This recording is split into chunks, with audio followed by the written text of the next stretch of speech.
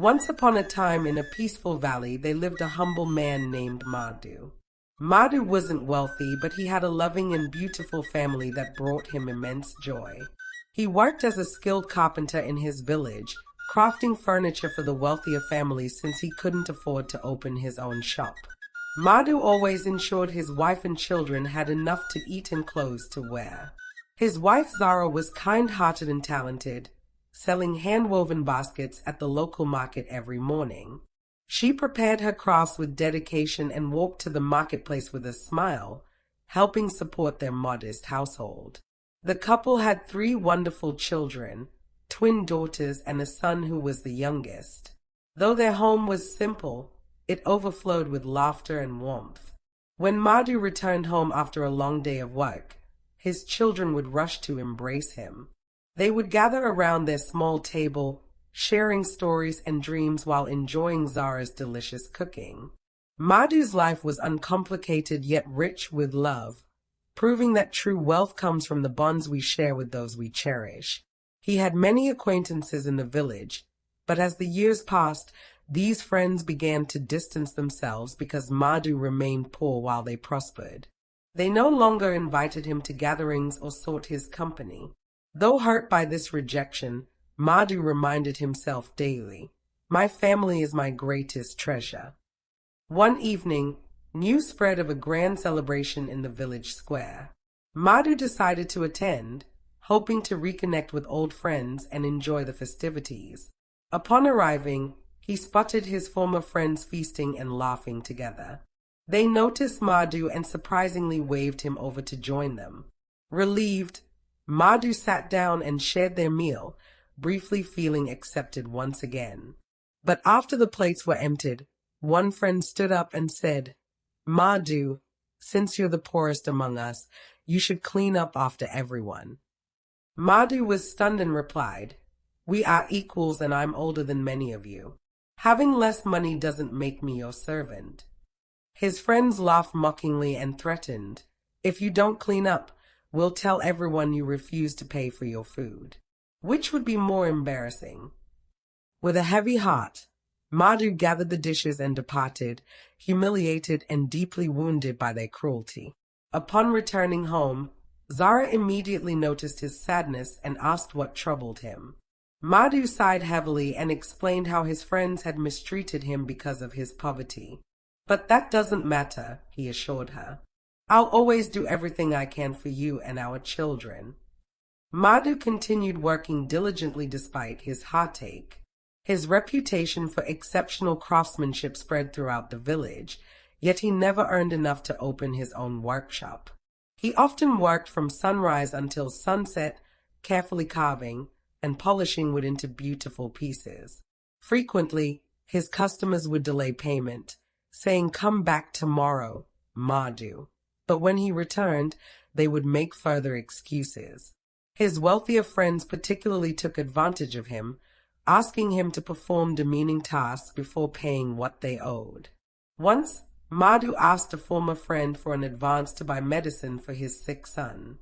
The man laughed and said, "If you want money, you must first repair all the furniture in my house." Though humiliated, Madu agreed because his son's health depended on it. He worked tirelessly all day, only to receive half the promised amount. Another time, Madu crafted an elaborate table for a wealthy merchant. After weeks of painstaking work, the merchant claimed, "Business has been slow. Return next month for payment." Frustrated but powerless, Madu left empty-handed once again. Despite these hardships, Madu never surrendered to despair.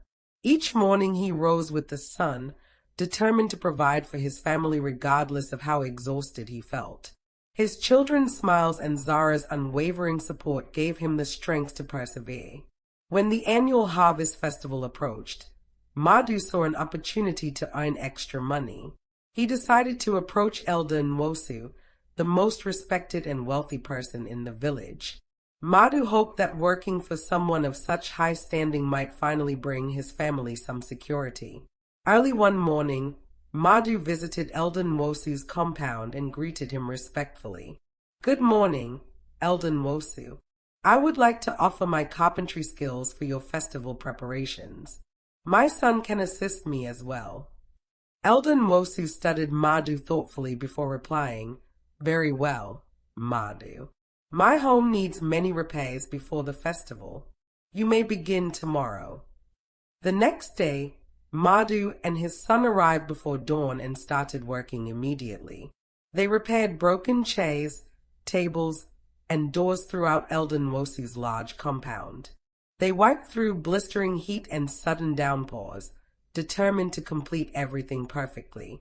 Madu's son proved to be just as skilled and hardworking as his father. Together they made an excellent team, supporting each other through the challenging tasks. Day after day they labored, their hands becoming rough and their backs aching, but neither complained because they knew their efforts would help their family. Finally, after 2 weeks of intensive work, every repair was beautifully completed. Madu wiped sweat from his brow and said proudly to his son, "We finished everything. Now let's speak with Elder Nwosu about our payment." Madu approached Elder Nwosu and said, "Elder, we have completed all the repairs. May we receive our payment now?" Elder Nwosu nodded and handed Madu some money, saying, "Here is half of what I owe you. Return tomorrow for the remainder." Madu was surprised. Elder Nwosu had never before paid him partially and asked him to return. But he accepted the money gratefully and thanked the elder before leaving. That evening, Madu gave the money to Zara and said, "Prepare something special tonight. Our son has worked exceptionally hard and deserves a treat." Later that night, Zara noticed Madu lying awake, staring at the ceiling. "What's troubling you, my husband? Did something happen at Elder Nwosu's home?" she asked gently. Madu turned to her with worry in his eyes. "Elder Nwosu didn't pay me in full. He told me to return tomorrow for the rest. This has never happened before, and something about it feels strange." Zara squeezed his hand reassuringly. "Don't worry, Madu. You've always been honest and hardworking. Everything will be fine. Let's enjoy our meal with the children tonight."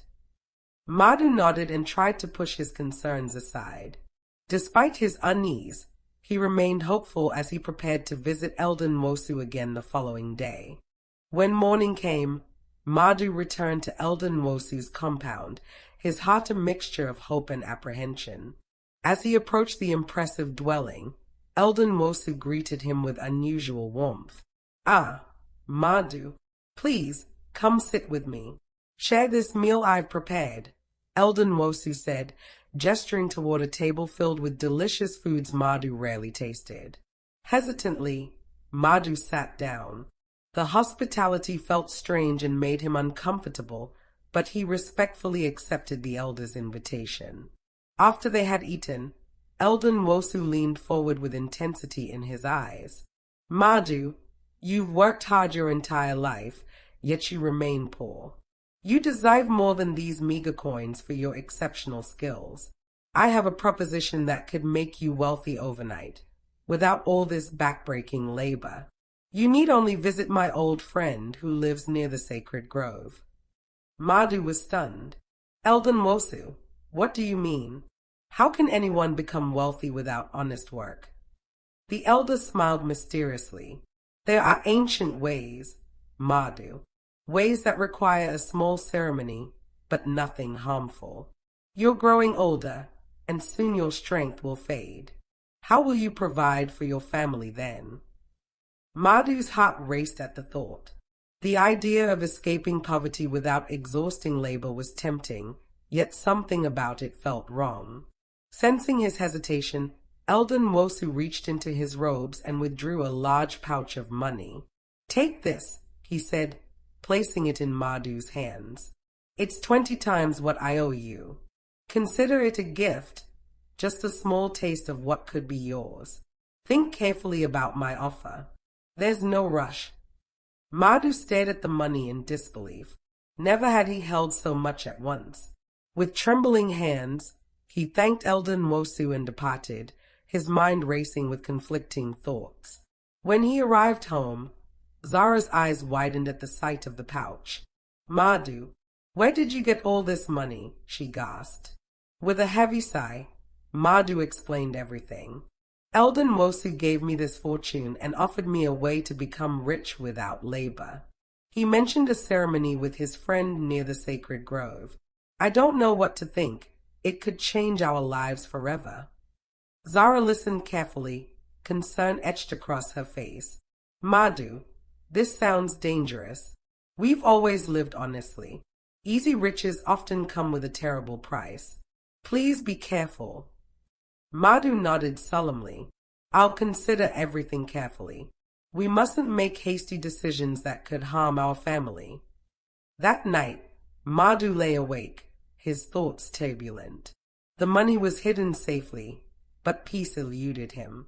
The promise of wealth without effort pulled at him, while the mysterious nature of the offer filled him with dread. For days, Madu wrestled with Eldon Mosi's proposition. The money they'd received had already improved their lives. The children had new clothes, and for the first time, they had extra food. The temptation of permanent prosperity was powerful. One evening as the sun set, Madu made his decision. I will visit the sacred grove tomorrow, he told Zara. I must at least hear what this ceremony entails. Zara embraced him tightly, her eyes filled with worry. Please be careful, my love. Our happiness matters more than any riches. Promise you'll return safely to us. Madu held her close and promised, I will come back to you.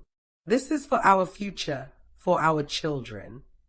The next morning, Madu journeyed to the sacred grove where Eldon Mosu's friend was said to live. The grove was dense with ancient trees that seemed to watch his every move. Madu's heart pounded fiercely as he approached a small hut nestled between massive tree roots. An elderly man with piercing eyes and a long gray beard emerged from the hut. Ah, Madu, Eldon Mosu said you would come. Are you prepared for the blessing ceremony? The old man asked. Nervously, Madu nodded. Yes, I'm ready to hear what this involves. The old man led Madu to a small clearing where strange symbols were drawn in the soil within a circle of polished stones. The air felt charged with unseen energy as the old man began chanting in a language Madu didn't recognize. The old man approached with a small container of shimmering oil. This blessing will bring you wealth without toil. Apply this oil to your skin, and the spirits will favor you. With hesitant hands, Madu took the container and began applying the oil. As he did, a peculiar warmth spread through his body, and the air around them seemed to vibrate subtly. The old man placed his weathered hands on Madu's head and spoke solemnly. You have been chosen. The spirits will grant you prosperity. But remember, all gifts have a price. Use your wealth wisely and for good. With those words, the ceremony concluded. The old man handed Madu a small leather pouch containing gold coins. This is merely the beginning.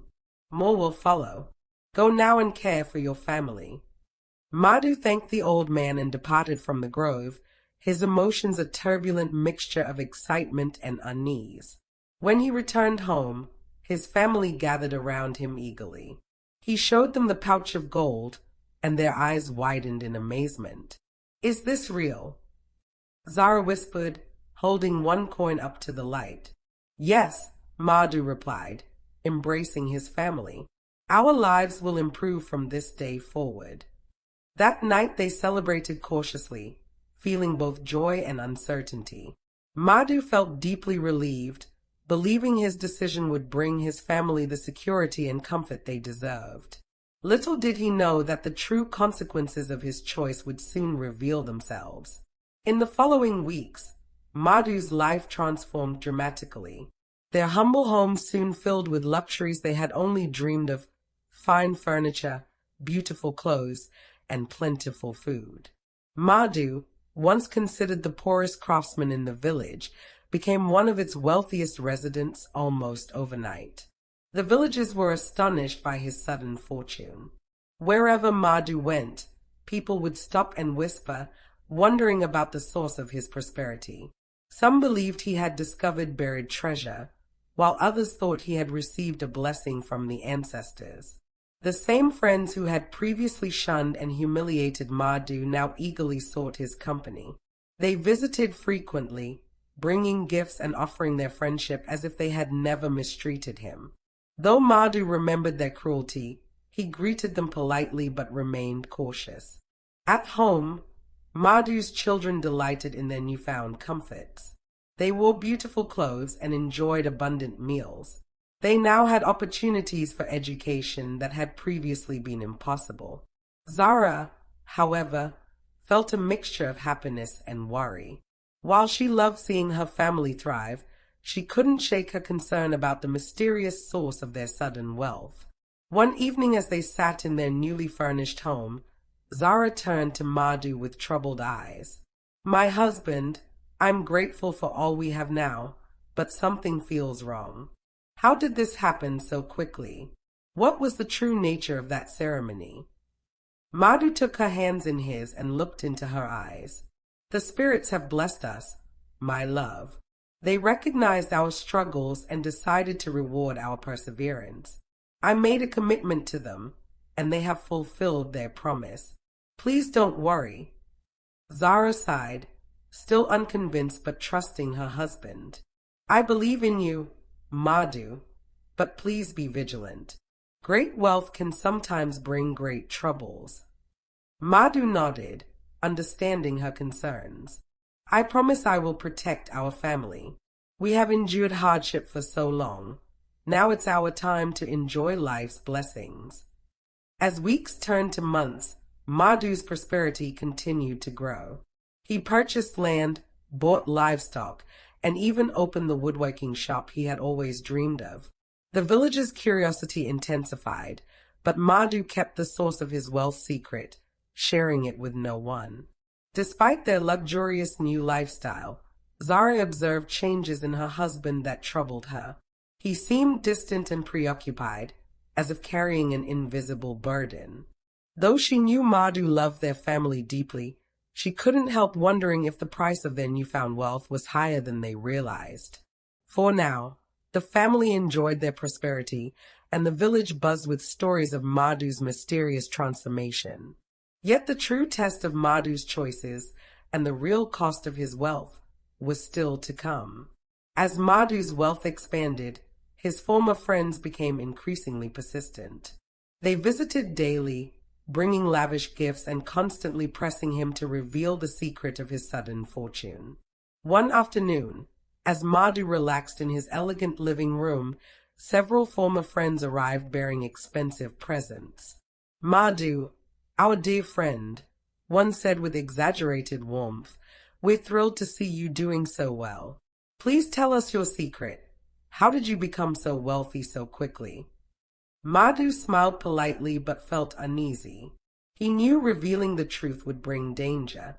"I've been blessed by the spirits," he replied simply. "They saw my years of hard work and decided to reward me." His friends exchanged skeptical glances. One leaned closer and whispered, "Come now, Madu. We're your true friends. You can trust us with the real story. There must be more than just spiritual blessings." Madu maintained his composure. "That's all there is to it. The spirits have been kind to me in ways I cannot fully explain." But his friends were relentless. They visited regularly, each time trying new tactics to extract his secret. They flattered him, brought increasingly expensive gifts, and even offered to share their own wealth if he would tell them. "Think how much more we could accomplish together," another friend suggested. "If you share your secret, we could all prosper abundantly." Madu remained firm. He understood that his blessing was not something to be shared lightly.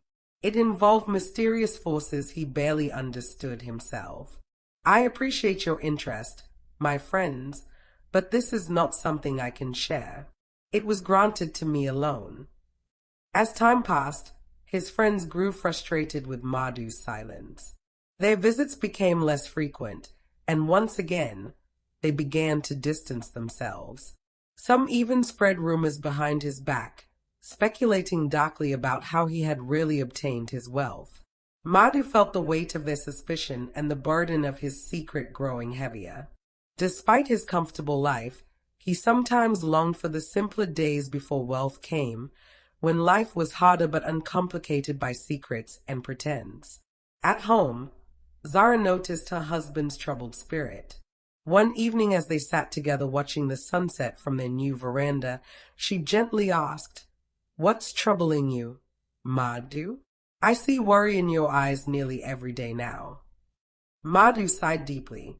"Our so-called friends won't stop questioning me about our wealth. They don't believe it's a blessing from the spirits. Their questions are endless, and I cannot tell them the truth."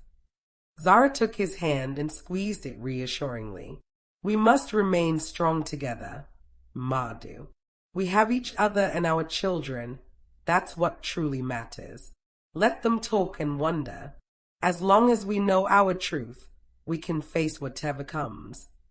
Madu nodded gratefully, drawing strength from her support.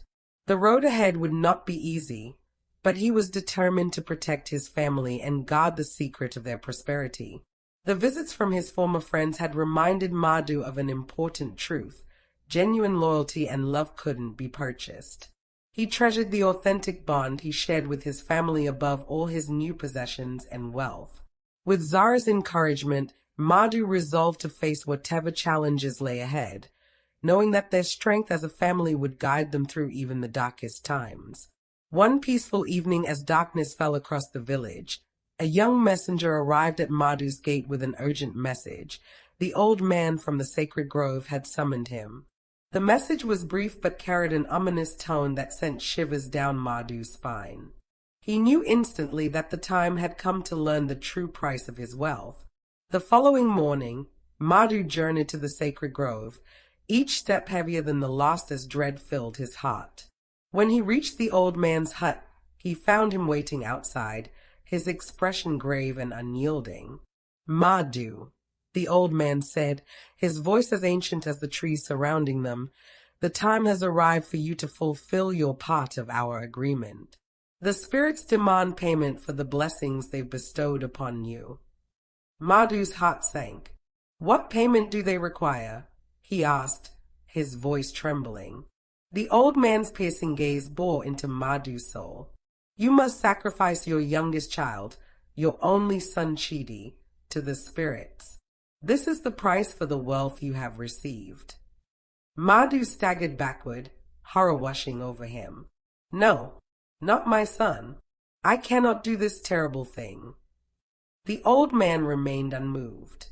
"If you refuse to fulfill the spirit's demand, you will lose everything: your wealth, your sanity, eventually your life.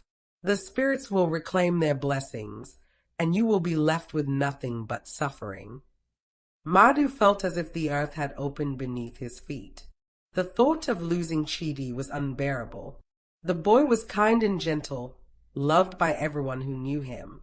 The very idea of harming him was unthinkable.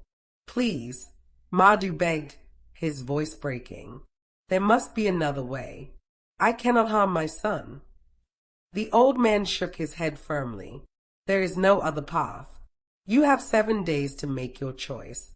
If you do not sacrifice Chidi willingly, the spirits will take him themselves, and your suffering will be tenfold." Madu returned home, his mind spiraling with fear and anguish. He couldn't possibly share this horrible burden with Zara. The thought of telling her was too painful to contemplate. 4 days, Madu couldn't sleep. The old man's demand haunted his every moment. Sacrifice Chidi, the voice echoed in his mind. How could he even consider such a monstrous act? Yet the threat was explicit: refuse. And he would lose his sanity, his wealth would vanish, and his secret would be exposed to everyone. During the day, Madu watched Chidi play, the boy's laughter piercing his heart like daggers. "He's my only son," Madu thought in agony. But then the old man's warning would return.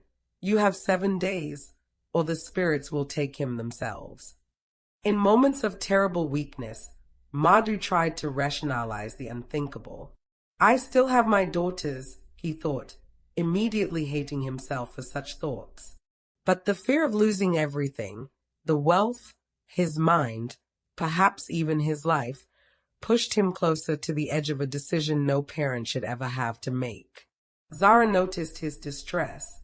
Madu, what's wrong? You haven't been yourself for days, she pleaded, but he couldn't bring himself to reveal the truth. He simply shook his head and muttered that everything would be fine. The days passed with excruciating slowness.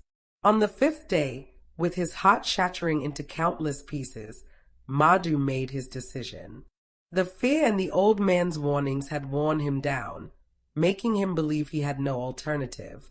He would perform the ritual, hoping somehow this terrible sacrifice would protect the rest of his family. But the decision tore at his very soul, and he knew he would never forgive himself. That evening, with a heart heavier than stone, Madu prepared the special brew and the ceremonial oil as the old man had instructed. His hands trembled violently as he mixed the concoction, knowing its terrible purpose. Madu found Chidi playing in their courtyard. Chidi, come here, he called softly. The boy ran to him, smiling with complete trust in his father. Drink this, my son, and use this special oil. It's very important, Madu said, his voice barely steady. Chidi hesitated briefly but took the drink. All right, father, he said innocently, trusting his father's words completely. He drank the potion, and as it took effect, Chidi fell unconscious. Madu's heart shattered as he lifted his son's limp body. Every step toward the sacred grove felt like walking through fire. When he reached the ceremonial clearing, he gently placed Chidi on the ground, the boy's face peaceful and unaware of what was about to happen. Taking a deep breath, Madu prepared to complete the terrible ritual, his hand shaking uncontrollably as he reached for the ceremonial knife the old man had provided. I'm so sorry, my son, he whispered, tears streaming down his face. He knelt beside Chidi, the weight of his decision crushing his spirit. Just as he was about to proceed, a piercing scream cut through the night. Madu, no. It was Zara, her voice filled with horror and desperation. She had followed him, suspicious that something terrible was happening. The villagers, awakened by her scream, rushed toward the sacred grove, their torches illuminating the darkness. They found Madu kneeling over his unconscious son and quickly restrained him. Zara ran to Chidi, tears flowing as she cradled their son. What have you done, Madu? She cried, her voice breaking with shock and grief. The villagers took Chidi to the village healer, praying they could reverse whatever had been done to him. Madu was bound and taken back to the village, his heart completely broken by the magnitude of what he had almost done. That night, Madu was kept under guard in his compound. The villagers watched him with expressions of anger, disbelief, and pity. Zara remained at the healer's hut, weeping through the night, unable to comprehend how her loving husband could contemplate such a horrific act. As dawn broke, the villagers gathered outside Madu's home, their voices rising in disbelief and outrage. Chidi remained with the healer, who worked tirelessly to counteract the effects of the ritual potion. The villagers' anger intensified as they learned more about Madu's actions. They couldn't understand how someone they had known all their lives could be driven to such a terrible deed. Their trust in him was completely shattered. Madu must face justice, declared one of the village elders. We must take him to the chief immediately. Bound and surrounded by villagers, Madu was led to the chief's compound. His head hung low with the unbearable weight of his guilt and shame. The villagers whispered among themselves, their eyes reflecting a mixture of anger and sorrow for the man they once respected. In the chief's courtyard, the village leader sat on his ceremonial stool, his expression stern and disappointed. The villagers presented Madu before him, explaining the terrible events of the previous night. Madu, is this true? The chief asked, his voice echoing across the silent courtyard. Weakened by grief and the ritual's backlash, Madu fell to his knees and confessed. Yes, chief, it is true. I was manipulated by Elden Mosu. He promised me wealth through a ceremony, but I never imagined it would demand such a terrible price. The chief's eyes narrowed dangerously. Elden Mosu, explain yourself fully, Madu. With a trembling voice, Madu recounted everything. Elden Mosu's offer, the old man in the sacred grove, the ritual that brought him wealth, and the horrifying price he was later told he must pay. The wealth came at a terrible cost, Madu said, his voice breaking. Elden Mosu disappeared after I accepted his offer. He knew what would happen. He used me cruelly. The chief listened intently, his expression darkening with each revelation. He turned to his guards. Find Elden Mosu immediately. He must answer for this wickedness. But when the guards searched for Elden Mosu, they discovered he had fled the village, leaving behind only destruction and heartbreak. The chief turned back to Madu, his judgment ready. Madu, you have committed a grave sin, he declared. But since you fortunately did not take your son's life, thanks to your wife's intervention, I recognize the manipulation and fear that drove you. Your punishment will be severe but measured. You will spend 5 years imprisoned, working to atone for your actions. Your family may visit you regularly. Madu bowed his head, accepting his fate. Thank you, chief, he whispered through his tears. As the villagers dispersed, their hearts heavy with what had transpired, Zara returned to the healer's hut where Chidi was slowly recovering. She knew their family would never be the same, but she held on to hope that somehow, someday, they might find healing. As Madu was led to his prison cell, he felt profound remorse engulf him. He had lost everything he truly valued, the trust and love of his family, all for the empty promise of easy wealth. The happiness of his family, once his greatest treasure, had been shattered by his own terrible choices. In his cell, Madu vowed to spend every remaining day of his life atoning for his sins, hoping that perhaps, in time, his family might find it in their hearts to forgive him. As Madu served his sentence, his story spread throughout the region, a powerful reminder of the dangers of greed and the true meaning of wealth. Though he spent years in captivity, Madu's heart eventually found some measure of peace in knowing that his family had forgiven him and continued to live good, honest lives. Thank you for watching. I hope you enjoyed this story. If you did, please like this video, comment what lesson you learned from Madu's story. Don't forget to subscribe to my channel for more meaningful stories like this one.